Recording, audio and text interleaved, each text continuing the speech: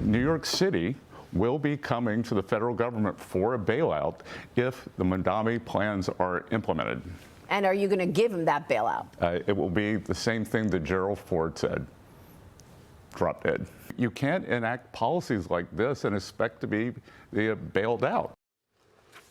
So the White House is making it pretty clear, crystal clear, if Zohran Mamdani unleashes his socialist experiments on New York City, the Big Apple will be left to fend for itself. And that outcome is looking more and more likely.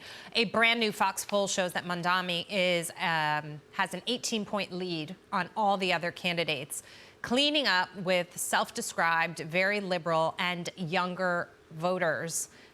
We knew this. We knew if all the candidates stayed in the race, and as of right now they are, that it was going to be tough, Liz Peek.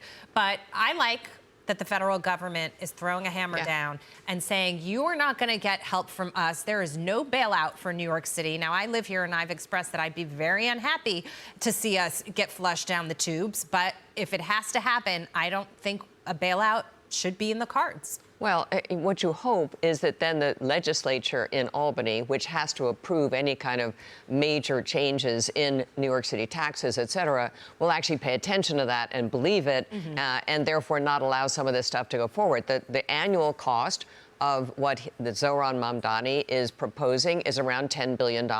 We don't have an extra $10 billion, in case anyone's wondering. The free childcare, $6 to $7 billion. Free buses, another $1 billion per year. I mean, this isn't a one-time thing. So, look, I think I think the government's totally right to say, no, we're not going to basically step in and fund this. So I hope. The frustrating thing is, Jackie, who out there voting for Zohran Mamdani is going to listen to that and say, oh, gosh, that's really a problem. Right. You know, I better change my vote. They're not. I don't think they're going to listen to it. They're not. They don't care. Yeah. We were talking about universal basic income before, Brian, and how these experiments fail over and over again, yet Democrats keep pushing them across the country. And somehow it's like, you know, the outcome is going to be different. And that's the problem here. With what Zohran is posing. It's failed in other places. Yes. That Kansas, Missouri. Kansas City buses. Yes, the I think buses. Albuquerque's got a bus thing going that's not going so well, The government-run too. grocery store, all of this stuff fails. We know that rent freezes won't work. And so, you know, we know that, yet here we are. They push it again. These guys find a way to get bailouts, so that's the thing. So I think, now, Liz, you maybe know more about this than I do, but I think Ford said kind of drop dead as the first round of that thing.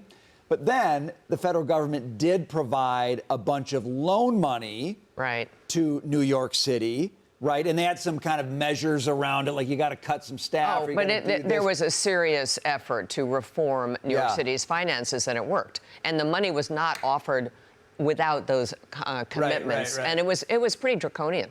Okay, so I take it on that. The money still came.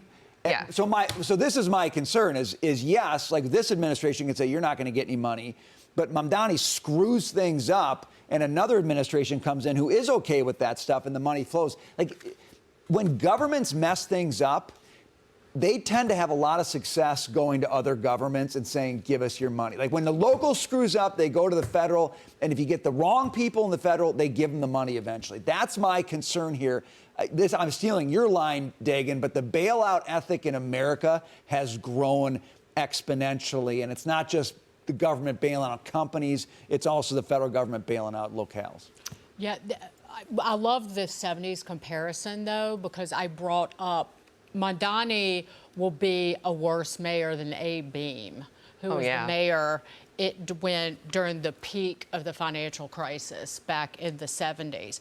What happened? The banks just would not underwrite in the mid, like 75, underwrite the loans to New York City. And I believe it was Felix Rodan that cobbled together, of Lazard Frere, cobbled together the deal that brought in the federal government. But here's how bad the finances already are of New York City, even with the revenue coming in from Wall Street. The comptroller of the state, Tom DiNapoli, warned earlier this year that New York City is headed for annual budget deficits of $13 billion because the city historically under budgets all of the costs for things like oh, social services and police department and fire department overtime.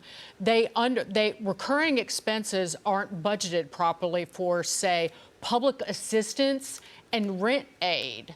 So they blow the budget out. This year, Wall Street has been pouring billions in tax revenue into New York City's coffers. Almost $3.5 billion in tax revenue came in for the current budget year, and another estimated $3.1 billion in tax revenue forecast for the next budget year. So what if it doesn't take much if you have a couple of big Wall Street firms that say, so long, sayonara, you right, jerk, we're gone. Yeah. For this city to just fall flat on its face. Well, you've already had trillions of dollars of assets under management, money management firms leave New York. I mean, that's a given. That happened over the last several years. But that's exactly right. We are not in good shape. The main driver of New York's problems is Medicaid. It is through the roof. It is completely unsustainable. New York keeps adding on one mandate after another with no regard for the cost of those mandates. It is killing the city and the state.